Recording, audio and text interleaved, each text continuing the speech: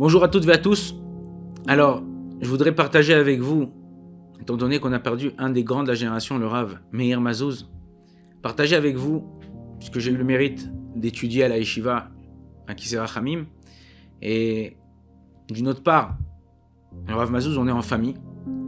Donc, lorsqu'on entend quelqu'un, on entend un tzaddik qui part, bon, ok, c'est un tzaddik. On a entendu les grands de la génération, Rav David Yosef, Rav Shlomo Amar, Rav Tzemach, son fils, qui ont fait les Espedim, les oraisons funèbres. Bon, on entend qui c'était. Maintenant, étant donné que j'ai grandi dans une famille où mon papa était le premier élève du Rav Mazouz en Tunisie. Donc j'ai grandi avec cette image de ce personnage-là, de ce tzaddik, depuis mon jeune enfance. Comment ça a commencé et qui était le Rav Mazouz, c'est ce qu'on va voir tout de suite, Bezrat Hashem. Déjà, dès que j'étais jeune enfant, j'ai entendu parler du Rav Mazouz. Le Rav Mazouz, il avait l'habitude de venir de temps en temps à Sarcelles, à Garges-les-Gonesse, faire un chiour, les gens ils venaient le voir. C'était un des grands sages tunisiens de l'époque. Lui, il a perdu son papa, qui était le Rav Matzliach Mazouz. C'est pour ça que leur sido s'appelle Ish Matzliach. Sur le nom de son livre qu'il a fait, sur son nom aussi, donc du père du Rav Meir Mazouz, un shoot chez Lot Responsa, qui est aujourd'hui utilisé par les plus grands décisionnaires. Le Rav Vadia, il rapportait souvent. Shoot Ish Matzliach. Son papa, il était Dayan, et dans la Torah, et chez les Arabes, là-bas en Tunisie. Et un jour, il a fait un mishpat, il a fait un jugement. Et donc c'est un jugement chez les Arabes. Et un matin, en sortant, ce même homme qui a été jugé par le Rav Mazouz, il est sorti avec un pistolet et il a tué à bout portant. Et de là a commencé la yeshiva Kisei Rachamim en Israël. Elle avait commencé à exister en Tunisie. C'est là-bas que mon papa il a étudié chez Rabbi Meir Mazouz. D'ailleurs, dans un de ses livres, dans son introduction, il écrit: mon premier élève, Kaftet Shvat, telle année, était David Ankri. Dès son plus jeune âge, c'était quelqu'un de très très très intelligent. Ils sont trois frères. Il y a le Rav Meir Mazouz, le Rav Tzemach Mazouz et le Rav Rachamim Mazouz. Ces trois frères qui tiennent la yeshiva. Le Rav Meir, c'était le Rosh Yeshiva, donc celui qui est décédé, tzaddik.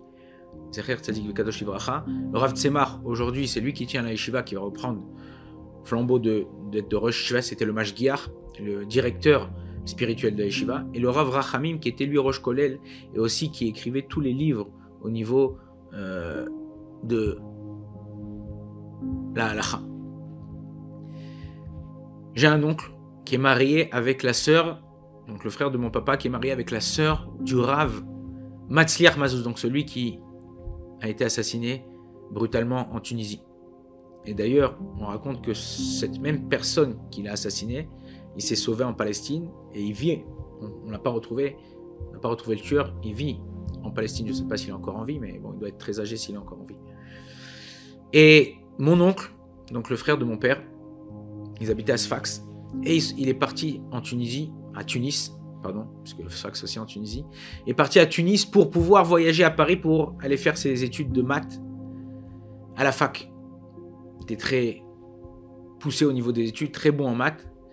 Et il avait entendu parler, à Tunis même, du Rav Matzliach Mazouz. Il a dit, bon, je vais passer la nuit à l'hôtel, je suis là, je vais aller le voir, je vais lui poser quelques questions. On a tous des questions. Donc il arrive chez le Rav Matzliach, le père du Rabbi Meir Mazouz. Et il commence à parler. Et le Rav Matzliach lui dit: qu'est-ce que tu fais là? Comment ça se fait que tu es ici? Tu viens de Sfax? Qu'est-ce que tu fais à Tunis? Il dit: bon, je voyage, je vais aller à la fac. À l'époque, il fallait savoir qu'il n'y avait pas beaucoup de juifs en France et que l'assimilation elle était très forte.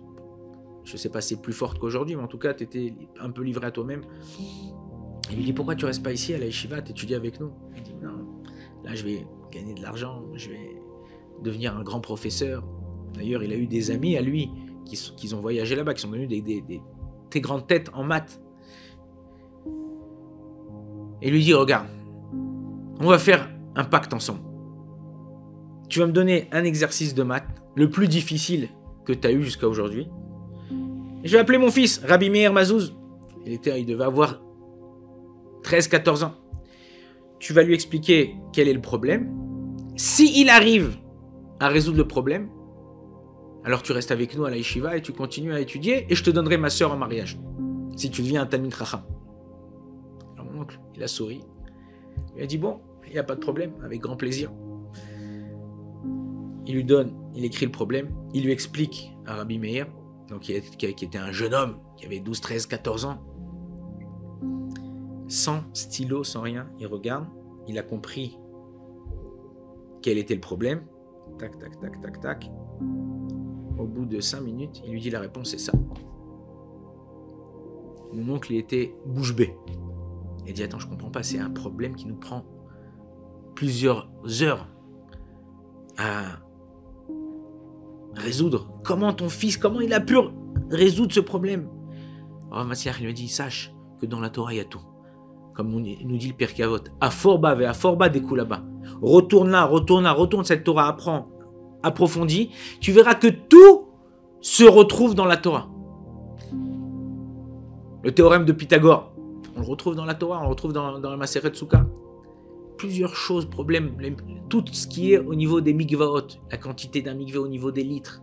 Il y a des livres et des livres qui ont été écrits sur ça, la quantité, comment on calcule, au niveau du cube, mètre carré, tout ça, tout est écrit, comment savoir faire ces calculs. Il y a des théorèmes qu'on utilise aujourd'hui, qui ont été écrits il y a plus de 3000 ans dans notre Torah. Et mon oncle, il est resté là-bas, donc il a grandi avec le Rav Matzliach. Pendant 1 an, il s'est enfermé de lui-même, de son propre plein gré, pour approfondir, étudier la Torah, étudier avec le Rav Matzliach. Il s'est marié après avec sa sœur. Et donc c'est devenu l'oncle de Rabbi Meir Mazouz. Rabbi Meir Mazouz, quand son père est décédé, donc ils sont montés en Tunisie, mon oncle est monté avec eux. Et c'est devenu le Rosh Shiva. Il était déjà 20-25 ans, c'était déjà une grande sommité. Il écrivait, il échangeait des lettres avec le Rav Ovadia Yosef, avec d'autres grands de la génération. Et il avait ce potentiel-là de retenir beaucoup de choses par cœur, mais pas seulement par cœur. Tu peux être un perroquet et répéter par cœur, non. D'approfondir, de comprendre. Il y a ce qu'on appelle, au niveau de l'étude de la Torah, le limud sfarad, l'étude sfarad. C'est une façon, on dit comme ça, je me rappelle quand j'étais à l'Yeshiva, et comme ça il disait le Rav Mazouz, il dit Rassi lifne Rashi. En arabe, Rashi, c'est ma tête avant de lire l'explication de Rashi. Parce que si toi tu te casses la tête de comprendre pourquoi ça a été écrit comme ça, chaque mot il est là. Et lui il avait cette force-là de chaque mot comprendre pourquoi il avait été écrit. Les Chachamim, ils ne parlent pas pour rien. Chaque mot il est pesé. Chaque mot, il n'y a pas un mot en plus et pas un mot en moins. Et le Rav Mazouz, il avait cette force-là de comprendre et d'expliquer à ses élèves au niveau de la lecture de la Torah. Des fois, il nous reprenait pour un mot, alors que tu peux le dire la même chose. Par exemple, un mot dans les slichot qu'on dit Anénou. Si tu dis Anénou, Chazvé Shalom, t'appuies sur le noun. Il nous disait non, arrête-toi, reprends, Anénou. Okay, c'est ce que j'ai dit, Anénou. Il a dit non, Anénou. C'est quoi la différence? Même moi, ça m'a pris du temps à comprendre. Quand chaque mot en hébreu, selon comment tu le ponctues, il peut avoir une signification différente. Quand tu dis Anénou, c'est réponds-nous. Akadosh Borou répond à nos prières, répond à notre filote. Mais quand tu dis Anénou, t'appuies sur le nous, c'est fais-nous souffrir, Chazvé Shalom. Donc ça peut te changer. C'est pour ça que dans la lecture de la Torah, à la Yeshiva de Kisei Rachamim, et chez toute personne qui se respecte de bien lire la Torah, il fait attention, lorsqu'il y a un point dans le « et » à la fin, de dire Isha, on ne dit pas Isha.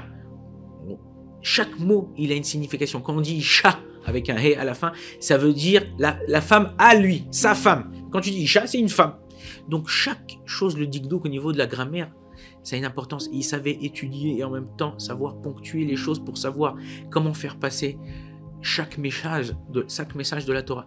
D'ailleurs, un des grands qu'on a connu aussi, c'est le Rav Yosef Chaim Sitruk, qui, une fois, lorsque Rabbi Meir, il était à Paris, il a dit, si moi, vous me considérez comme un grand rabbin, alors lui, sachez, en parlant de Rabbi Meir, il est 1000 fois plus que moi, au niveau de la Torah, au niveau de tout ce qui est de la Chokhmah, cette sagesse-là de cette Torah. Une fois, quand ils sont arrivés, donc c'était une histoire qui date un peu plus de 50 ans, quand ils sont arrivés à Bnei Brak, ils habitaient au 3e étage avec son frère, ils habitaient la maison mitoyenne. Et à l'époque, c'était pas comme dans les maisons d'aujourd'hui, avec les codes ou avec les clés, enfin si, il y avait les clés, mais Rabbi Meir, il a claqué la porte de chez lui pour rentrer aux fiançailles du fils de son frère, donc la maison d'en face.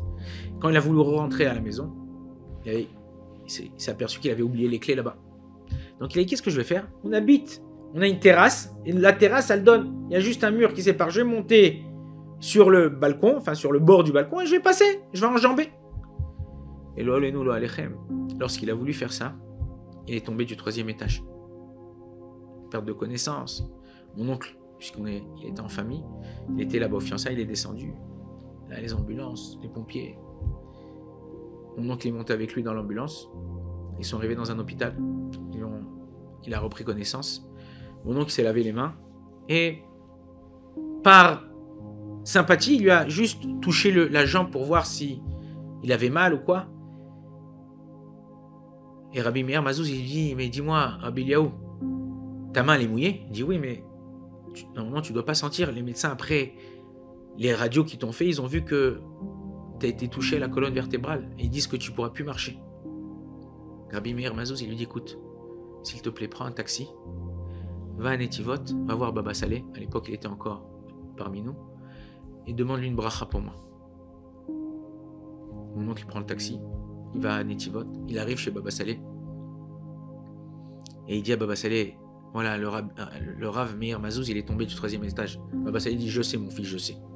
Et il dit, vous devez respecter énormément ce Rav, c'est un tzaddik, il aura le mérite d'être un des premiers de voir le Pnei Mashiach, de voir Mashiach.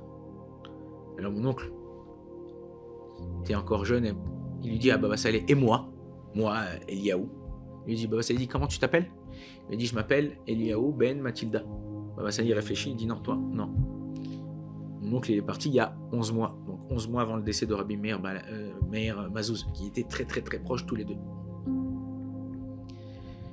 Et lorsque Baba Saleh il a entendu ça, il lui a fait une bracha, il lui a donné une bouteille d'eau, il lui a dit, tous les jours tu donnes un peu d'eau à boire, dans un an, toi et lui, vous reviendrez me voir sur pied. Un an après, les deux ils sont revenus voir sur pied. Baba Saleh il a ajouté une chose, il a dit changez-le d'hôpital, parce que dans cet hôpital-là, ils n'ont pas l'espoir qu'il guérisse. Donc vous le changez d'hôpital, tous les jours, tu lui donnes un peu de cette eau, et dans un an, vous reviendrez avec lui. Et dans un an après, ils sont revenus ensemble. Je me rappelle quand on était à l'Eshiva, quand on faisait l'Amida, ou quand on devait se tenir debout, le Rav Mazouz, il a gardé encore des séquelles. Il avait du mal à rester debout, malgré que Baruch Hashem, il arrivait à marcher. Mais Baruch Hashem, il était plus paralysé, il n'avait pas besoin de chaise roulante, et grâce à ça.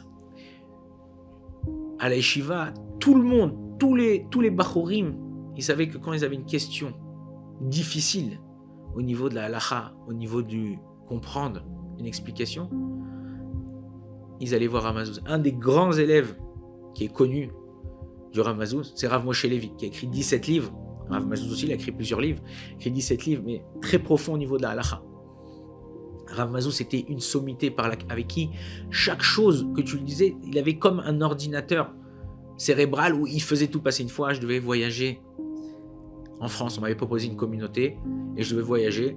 Et donc, mon oncle m'a dit, viens prendre une bénédiction chez le Rav. Donc, je suis venu, on est descendu de la yeshiva, on descend l'escalier. Il dit, rappelle-moi ton prénom, Rachamim. Ah oui, Rachamim. Il dit, Ravid Zahav al Tzavarecha, un collier d'or sur ton cou.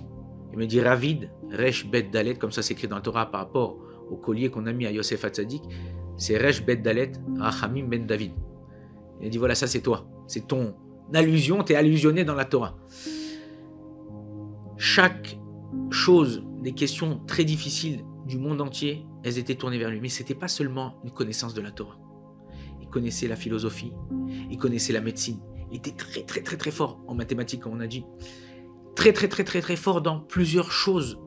Et les gens, ils n'arrivaient pas à comprendre comment un homme si jeune, il avait cette connaissance.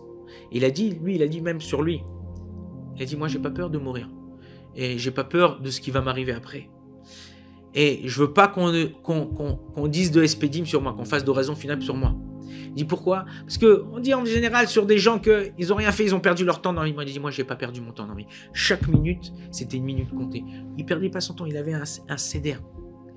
Il y a 11 mois, lorsque mon oncle qui tenait la yeshiva avec eux, il est décédé. Donc, il y a eu les espédim, pareil, comme le Rav Mazouz, devant la yeshiva, avec des centaines, c'est pas des milliers d'élèves. Et après les espédim, donc ils ont pris le cortège de mon oncle au cimetière de Petar Tikva. Je sais qu'en général, le Rav Mazouz, Rabbi Meir, Zecher Tzadik Levacha, lui, il va pas. Il a fait les espédim pour mon oncle, mais il est rentré tout de suite à la maison. Donc je suis obligé d'aller le voir à la maison pour lui raconter cette histoire-là de Mashiach.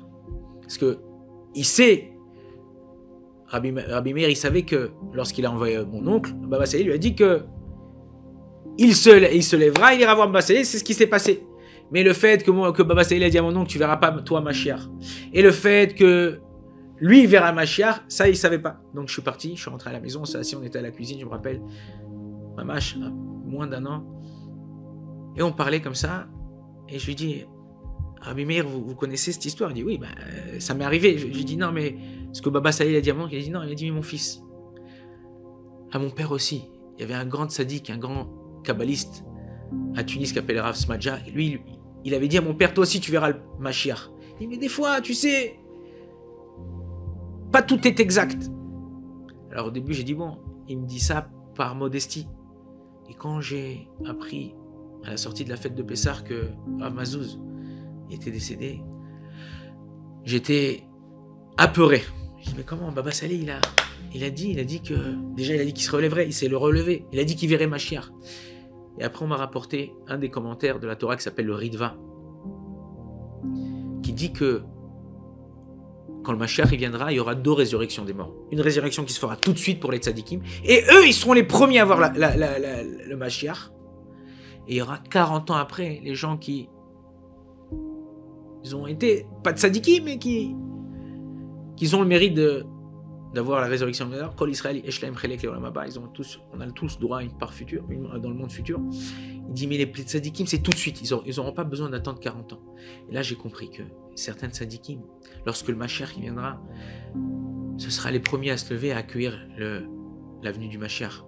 Alors c'est vrai qu'on a perdu quelqu'un de grand, on a perdu quelqu'un qui a beaucoup laissé, et beaucoup d'élèves. Aujourd'hui, la yeshiva de Kisei Rachamim comprend des centaines d'élèves.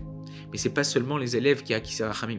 C'est tous les élèves qu'il y a dans le monde entier, dans toutes les villes d'Israël et dans le monde.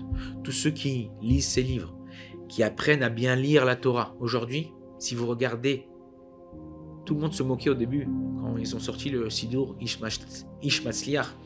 Là-bas, la ponctuation, lorsque vous avez un Sheva Na ou Sheva Nach, un Sheva qui se prononce et ou un Sheva qui se prononce pas. Avant, on ne savait pas, enfin, il fallait connaître le dikdouk, la grammaire. Mais là-bas, qu'est-ce qu'ils ont fait dans le Sidur Ish Matzliach? Ils ont ponctué d'une façon où c'est un peu plus grand, qu'on sache quand c'est qu'on doit accentuer ou pas accentuer, quand c'est qu'on doit dire O ou A, quand c'est qu'on doit appuyer sur la fin du mot ou sur le début du mot. Comme on a dit que ça peut changer certaines sens de la phrase, et c'est très important. Tu peux tout changer, chas v'shalom. Apporter une bracha, surtout apporter chas v'shalom, une malédiction sur la personne. Et ils ont fait, tout le monde a dit, mais arrête, c'est quoi ces sidours là? Je m'appelle, c'est il y a 30 ans quand j'ai fait mon aliyah, j'ai acheté ce premier sidour là, il venait de sortir, ça venait de sortir. Et aujourd'hui, tous les sidours, que ce soit les sidours Ashkenaz, Farad, Teilim Ashkenaz, Farad, c'est les mêmes choses, c'est écrit la même chose plus ou moins, mais tous, ils mettent l'accent, ils font attention de mettre bien grammaticalement pour savoir comment prononcer.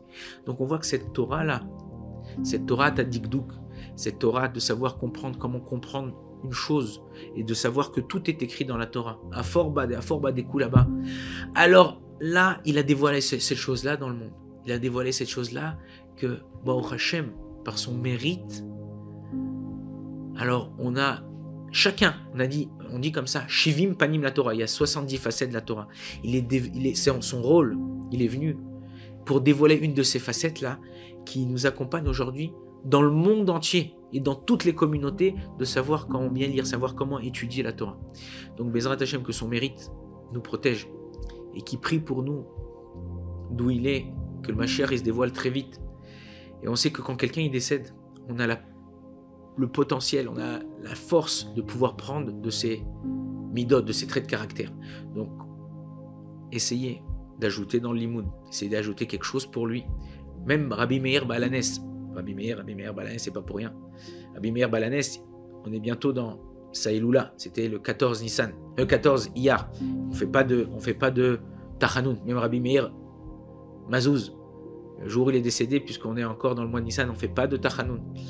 Sadikim, ils savent quand partir. C'est eux qui décident en vérité un peu de leur disparition. De rajouter quelque chose, d'être plus assidu, plus faire attention dans ce qu'on lit. Si on fait ça, alors ça rajoutera un mérite, pas seulement à lui, pas seulement à nous, mais à tout l'âme Israël. Baruch Adonai Leolam, Amen Vamen.